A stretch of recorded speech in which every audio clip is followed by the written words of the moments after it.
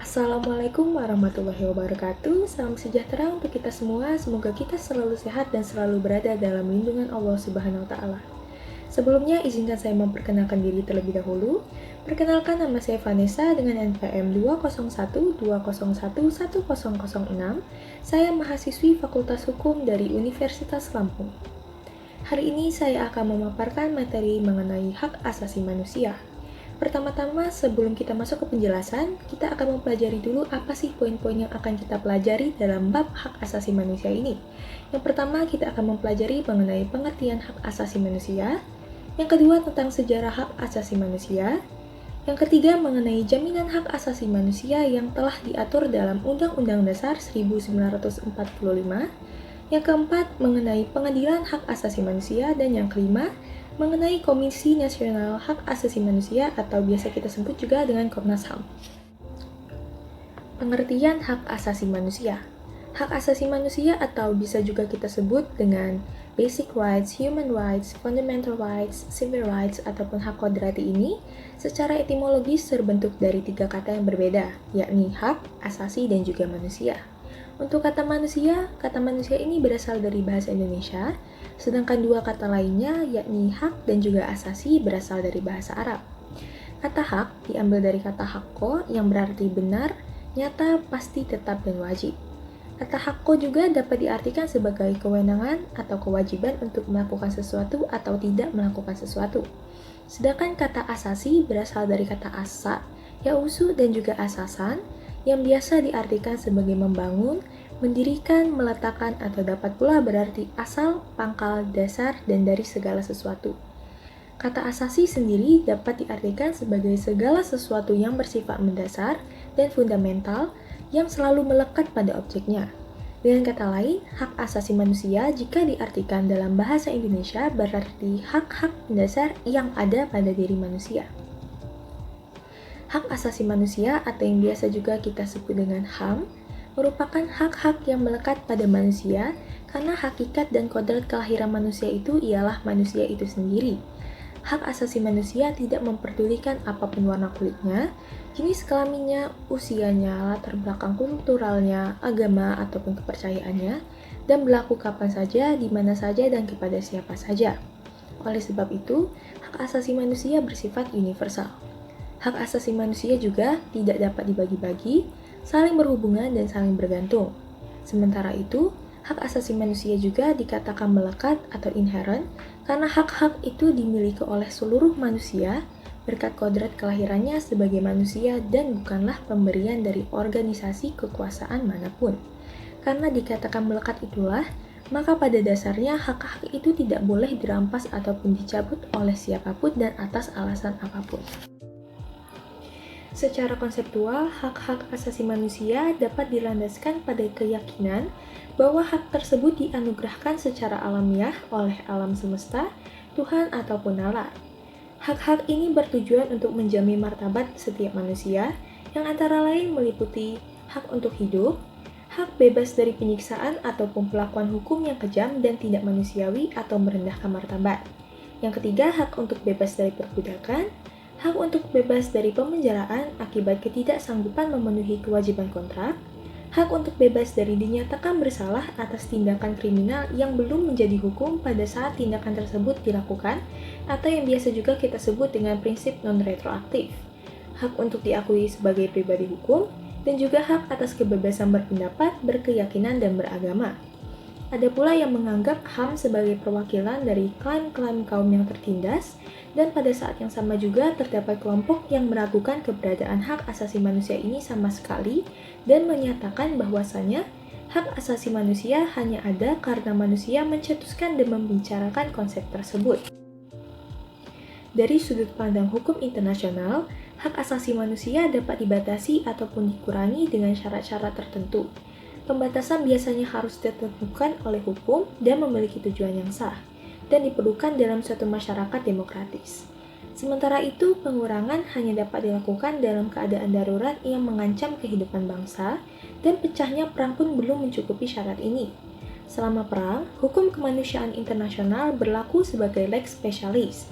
Walaupun begitu, sejumlah hak tetap tidak boleh dikesampingkan, dan dalam keadaan apapun seperti hak untuk bebas dari perbudakan maupun penyiksaan. Hak asasi manusia sendiri bermula dari gagasan bahwasanya manusia tidak boleh diperlakukan semena-mena oleh kekuasaan karena manusia memiliki hak alamiah, yaitu hak yang melekat pada manusia terlepas dari segala adat istiadat ataupun aturan tertulisnya. Hak alamiah inilah yang mendahului posisi legal, kultural, ekonomi, dan sosial manusia dalam komunitasnya. Inilah yang menjadi akar religiusitas hak asasi manusia yang menempatkan manusia pada posisi yang sederajat antara manusia yang satu dengan manusia yang lainnya, sehingga manusia harus saling menghormati dan memahami bahwasanya hak yang dinikmatinya tidak boleh melanggar hak orang lain. Selanjutnya kita akan membahas mengenai sejarah dari hak asasi manusia. Apabila sejarah hak asasi manusia yang ditelusuri adalah sejarah hak asasi manusia modern, yang ditegakkan secara hukum di tingkat nasional dan internasional saat ini, dapat dikatakan bahwa sejarahnya bermula dari piagam-piagam yang mencantumkan mengenai kebebasan-kebebasan yang melindungi pemilik hak dari penyalahgunaan kekuasaan oleh pemimpin, dan dokumen yang mungkin bisa dianggap sebagai titik awalnya. Beberapa dokumen kesepakatan yang dapat dikatakan sebagai dokumen hak asasi manusia ialah yang pertama, Magna Carta tahun 1215 di Inggris. Berisi kesepakatan pembagian kekuasaan antara Raja John dengan para bangsawannya, akan tetapi Magna Carta pun masih dianggap bermasalah, karena dokumen ini hanya melindungi para bangsawan yang kuat dari kekuasaan Raja Inggris. Maka dari itu, masa yang dianggap sangat berpengaruh terhadap konsep hak asasi manusia modern yang mencakup semua umat manusia ialah pada abad pencerahan, pada abad ke-18 dengan munculnya tulisan-tulisan karya John Locke yang terkait dengan hukum kodrati yang tertuang dalam karyanya yaitu Two Treatises of Government yang diterbitkan pada tahun 1689 yang mengemukakan bahwasanya manusia terlahir dengan kebebasan sempurna dan penikmatan hak-hak dan keistimewaan yang tak terkendali dalam keadaan alamiah sebelum adanya negara. Yang kedua yaitu The Bill of Rights tahun 1689 yang juga ada di Inggris, yang berisi aturan untuk membatasi kesewenangan Raja Inggris dalam mengeluarkan hukum atau peraturan baru yang dalam hal ini diperlukan adanya persetujuan dari parlemen. Yang ketiga ada The American Declaration of Independence tahun 1776 dan disusul dengan The US Bill of Rights tahun 1791 yang berisi tentang pelindungan atas hidup dan kebebasannya. Yang keempat, ada The Declaration of the Rights of Man and the Citizen tahun 1789 di Prancis yang ingin menjamin kebebasan pribadi berdasarkan pada prinsip liberté, égalité et fraternité. Dalam perkembangannya, sejarah hak asasi manusia dapat pula diperiodisasikan ke dalam 3 generasi hak asasi manusia.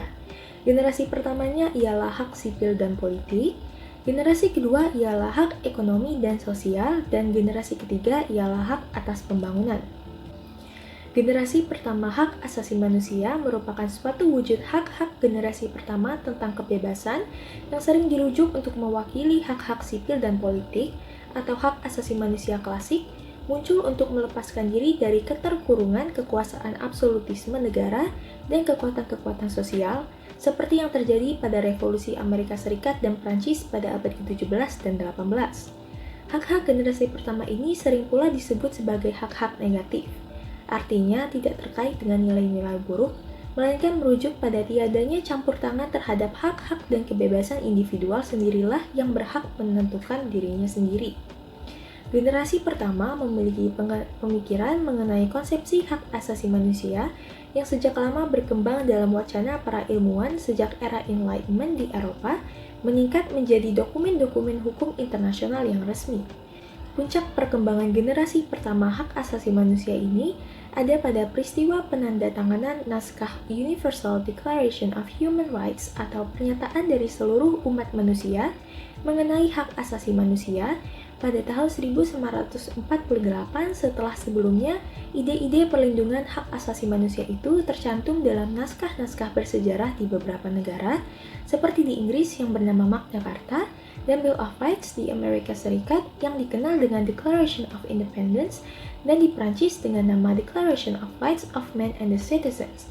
Dalam konsepsi generasi pertama ini, elemen dasar konsepsi hak asasi manusia itu mencakup soal prinsip integritas manusia, kebutuhan dasar manusia, dan prinsip kebebasan sipil dan juga politik. Pada perkembangan selanjutnya terdapat generasi kedua. Di samping adanya International Covenant on Civil and Political Rights, konsepsi hak asasi manusia mencakup pula upaya menjamin pemenuhan kebutuhan untuk mengejar kemajuan ekonomi, sosial, dan juga kebudayaan, termasuk hak atas pendidikan, hak untuk menentukan status politik, hak untuk menikmati ragam penemuan-penemuan ilmiah, dan lain sebagainya. Puncak perkembangan kedua ini tercapai berkat ditandatanganinya International Covenant on Economic, Social, and Cultural Rights pada tahun 1966. Generasi kedua ini merupakan suatu wujud hak-hak generasi kedua tentang persamaan yang mewakili pelindungan bagi hak-hak ekonomi, sosial, dan juga budaya. Hak ini muncul dari tuntutan agar negara menyediakan pemenuhan terhadap kebutuhan dasar setiap orang, mulai dari makan sampai pada kesehatan. Hak generasi kedua dirumuskan dalam bahasa yang positif, hak atas atau right to, yang dimaksudkan hak positif ialah bahwa pemenuhan hak-hak tersebut sangat membutuhkan peran aktif negara. Kemudian pada tahun 1986, muncul pula konsepsi baru mengenai hak asasi manusia, yaitu mencakup pengertian mengenai hak-hak untuk pembangunan atau rights to development. Hak atas atau untuk pembangunan ini mencakup persamaan hak atau kesempatan untuk maju yang berlaku bagi segala bangsa dan termasuk hak setiap orang yang hidup sebagai bagian dari kehidupan bangsa tersebut. Hak untuk atau atas pembangunan ini antara lain meliputi hak untuk berpartisipasi dalam proses pembangunan dan hak untuk menikmati hasil-hasil pembangunan tersebut, menikmati hasil-hasil dari perkembangan ekonomi, sosial, dan kebudayaan, pendidikan, kesehatan, distribusi pendapatan, kesempatan kerja, dan lain sebagainya. Konsepsi baru inilah yang oleh para ahli disebut sebagai konsepsi hak asasi manusia generasi ketiga. Hak asasi manusia generasi ketiga merupakan suatu perwujudan hak-hak generasi kedua mengenai persaudaraan yang mewakili tentang tuntutan hak atas solidaritas atau hak bersama. Hak-hak ini muncul dari tuntutan gigih negara yang berkembang atau dunia ketiga atas tatanan internasional yang adil. Tuntutan atas hak itu yakni terciptanya suatu tatanan ekonomi dan hukum internasional yang kondusif bagi terjaminnya. Yang pertama hak atas pembangunan, yang kedua hak atas perdamaian, yang ketiga hak atas sumber daya alam sendiri, yang keempat hak atas lingkungan hidup yang baik, dan yang kelima hak atas warisan budaya sendiri. Selanjutnya mengenai jaminan hak asasi manusia yang telah diatur dalam Undang-Undang Dasar 1945. Perdebatan tentang perlu atau tidaknya hak asasi manusia telah dimuat dalam Undang-Undang Dasar 1945 yang kemudian berakhir dengan kompromi menjadi bukti sejarah bahwa usaha menjamin pelindungan hak asasi manusia dalam sistem hukum Indonesia memiliki jejak sejarah kesulitan yang signifikan. Konsep universalitas dan partikularistik dengan berbagai variasi argumen di dalamnya masih terus muncul sebagai pangkal perdebatan setiap kali ada saja gagasan yang berbau tentang hak asasi manusia dalam undang-undang. Akhir dari debat yang panjang itu ialah kompromi, dan rumusan undang-undang hasil kompromi dipastikan mengabaikan substansi. Sebagai bentuk usaha menjamin pemenuhan hak-hak warganya, pemerintah membuat peraturan yang mengatur tentang hak asasi manusia. Peraturan tersebut dituangkan dalam Undang-Undang Dasar 1945 dan Undang-Undang. Jaminan hak asasi manusia yang tertuang dalam Undang-Undang dan Undang-Undang Dasar 1945 ialah 1. Hak untuk hidup. Jaminan yang paling dasar yang diatur dalam undang-undang ialah jaminan untuk hidup. Jaminan hak untuk hidup ini tercantum pada pasal 28A Undang-Undang Dasar 1945. Pada pasal 28A disebutkan bahwa setiap orang berhak untuk hidup serta berhak mempertahankan hidup dan kehidupannya. Jaminan mengenai hak untuk hidup ini dijabarkan lagi pada Undang-Undang Nomor 39 Tahun 1999 Pasal 9. Yang kedua, hak berkeluarga dan melanjutkan keturunan. Jaminan perlindungan hak asasi manusia mengenai hak untuk membangun keluarga dan melanjutkan keturunan tercantum dalam Undang-Undang Dasar 1945 Pasal 28B Ayat 1 yang menyebutkan bahwa setiap orang berhak membentuk keluarga dan melanjutkan keturunan melalui perkawinan yang sah. Penjelasan lebih lanjut mengenai jaminan hak warga dan untuk berkeluarga dan melanjutkan keturunan dapat ditemui pada Undang-Undang Nomor 39 Tahun 1999 Pasal 10. Yang ketiga ada hak mengembangkan diri. Kebebasan untuk mengembangkan diri tercantum di beberapa pasal dalam Undang-Undang Dasar 1945.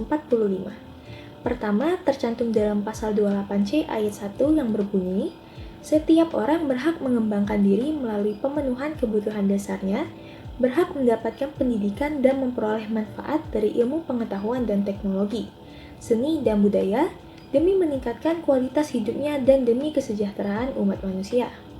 Yang kedua, setiap orang berhak untuk memajukan dirinya dalam memperjuangkan haknya secara kolektif untuk membangun masyarakat, bangsa, dan negaranya.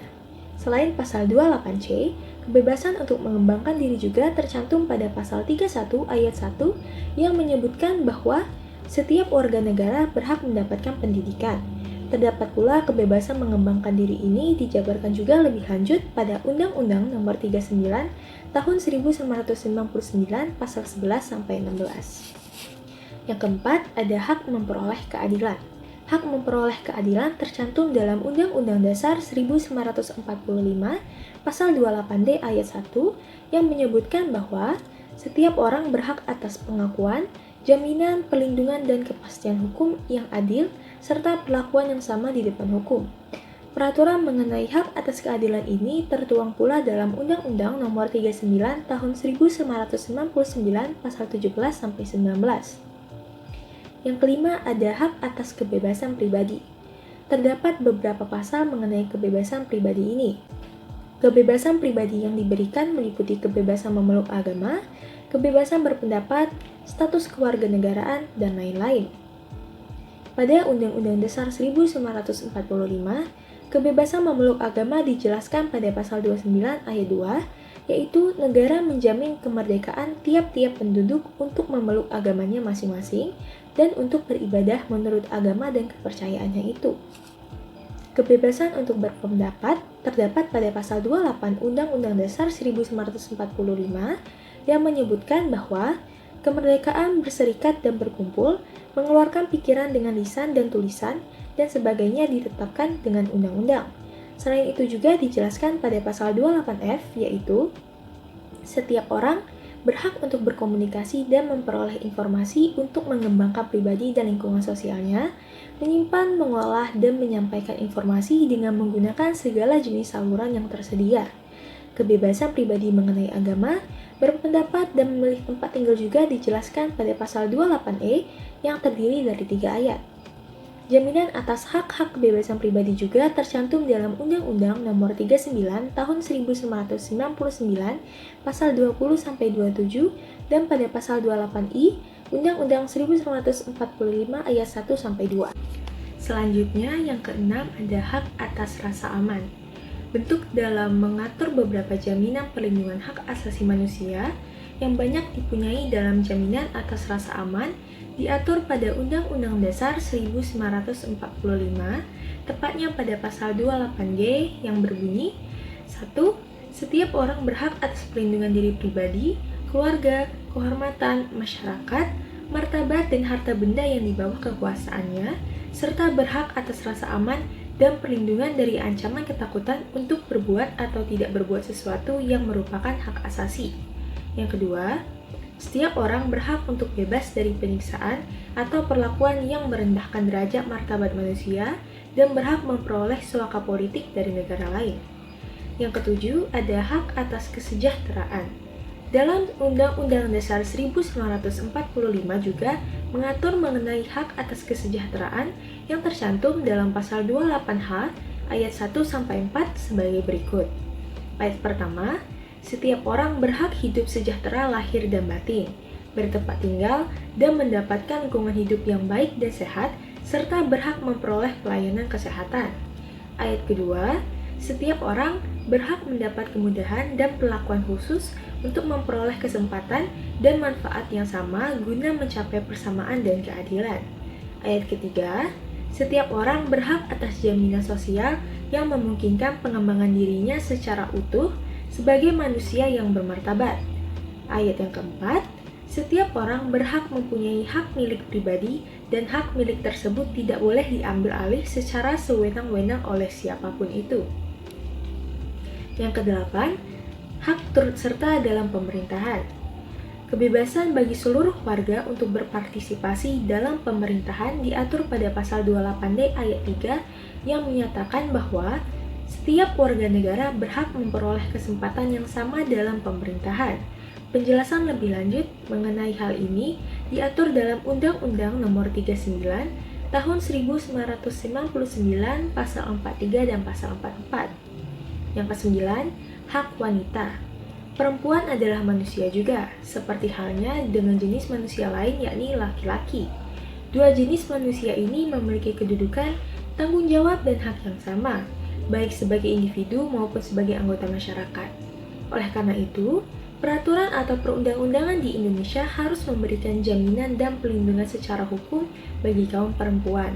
Secara konstitusional, dalam Undang-Undang Dasar 1945, Pasal 27 menyatakan bahwa tidak terdapat pembedaan atau diskriminasi antara lelaki dan perempuan. Setiap warga negara, baik itu lelaki maupun perempuan, memiliki kedudukan yang sama di hadapan hukum dan pemerintahan. Berhak atas pekerjaan dan penghidupan yang layak. Hak wanita juga diatur dalam Undang-Undang Nomor 39 Tahun 1999 pada pasal 45-51. Dan hak yang ke-10 ada hak anak. Peraturan yang mengatur mengenai hak anak pada Undang-Undang Dasar 1945 berada pada pasal 28B ayat 2 yang menyatakan bahwa setiap anak berhak atas kelangsungan hidup, tumbuh dan berkembang serta berhak atas perlindungan dari kekerasan diskriminasi. Peraturan lebih detail mengenai perlindungan hak anak dijelaskan pada Undang-Undang Nomor 39 Tahun 1999 Pasal 52 sampai Pasal 66. Selanjutnya kita akan bahas mengenai Pengadilan Hak Asasi Manusia. Pengadilan Hak Asasi Manusia terbagi menjadi dua, yakni Pengadilan HAM Internasional dan Pengadilan HAM yang ada di Indonesia. Pertama-tama kita akan bahas terlebih dahulu mengenai Pengadilan HAM yang ada di kancah internasional. Tonggak sejarah Pengadilan HAM Internasional selalu terkait dengan kejahatan kemanusiaan akibat terjadinya peperangan.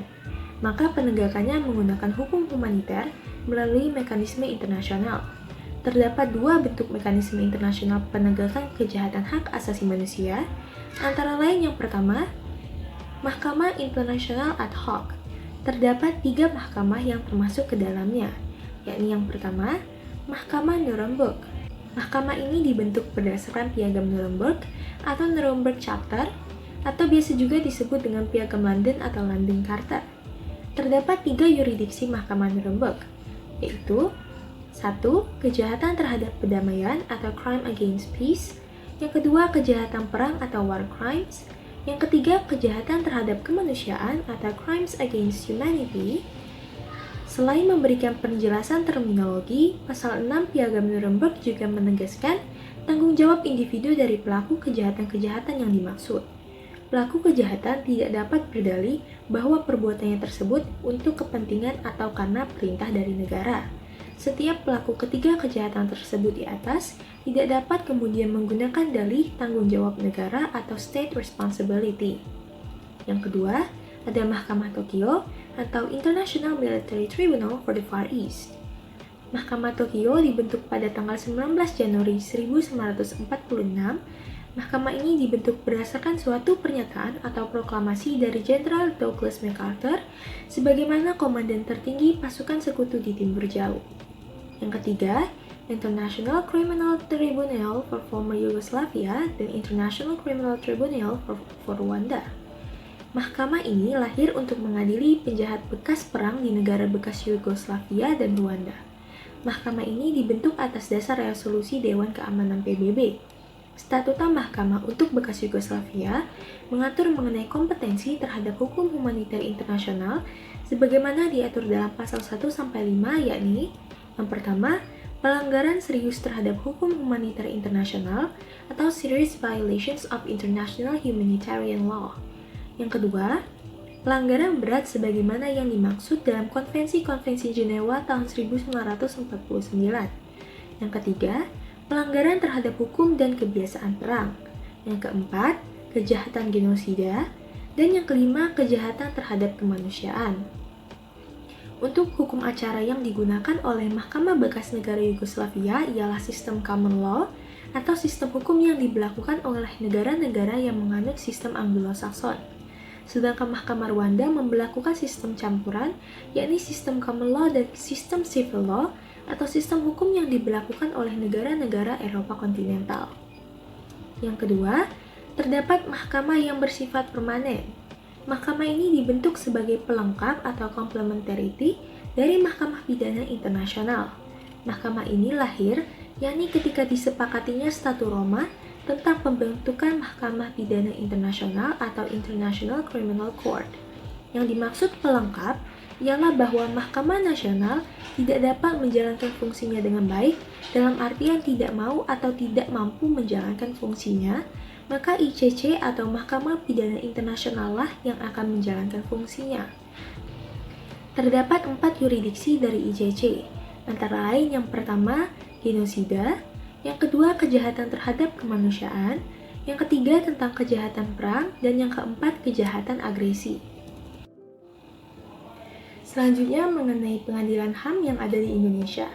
Sistem peradilan HAM yang ada di Indonesia dapat dibedakan menjadi 2, yakni yang pertama, Pengadilan Khusus Hak Asasi Manusia. Pengadilan Khusus HAM ini merupakan pengadilan yang khusus terhadap pelanggaran hak asasi manusia yang berat dan merupakan pengadilan khusus yang berada di lingkungan pengadilan umum. Tugas dan kewenangan dari Pengadilan Khusus HAM ini ialah, sebagaimana definisinya, memeriksa dan memutuskan perkara pelanggaran HAM yang berat, baik yang terjadi di seluruh wilayah NKRI maupun di luar wilayah NKRI yang dilakukan oleh warga negara Indonesia itu sendiri. Dan yang kedua, ada Pengadilan HAM ad hoc.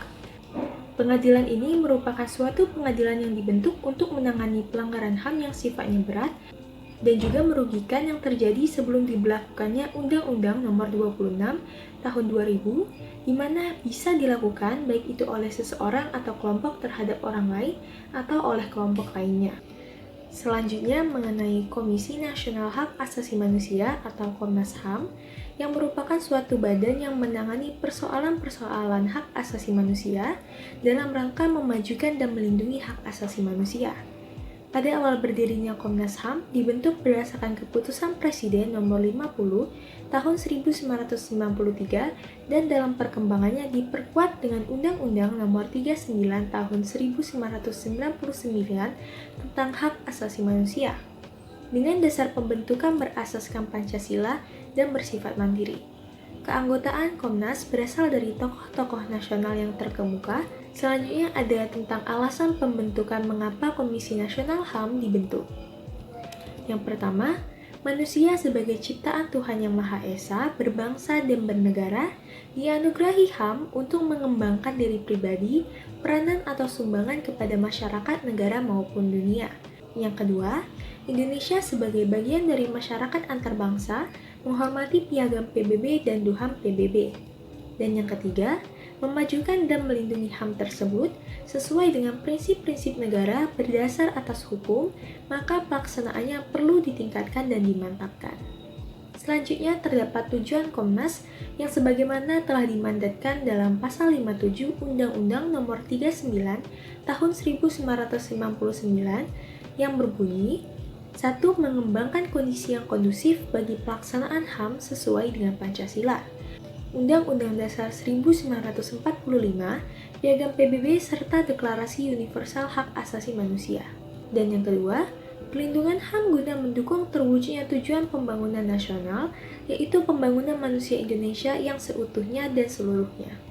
Terdapat 4 jenis kegiatan yang dilakukan oleh Komnas HAM, antara lain yang pertama, menyebarluaskan wawasan nasional dan internasional tentang hak asasi manusia. Yang kedua, mengkaji berbagai instrumen PBB tentang hak asasi manusia.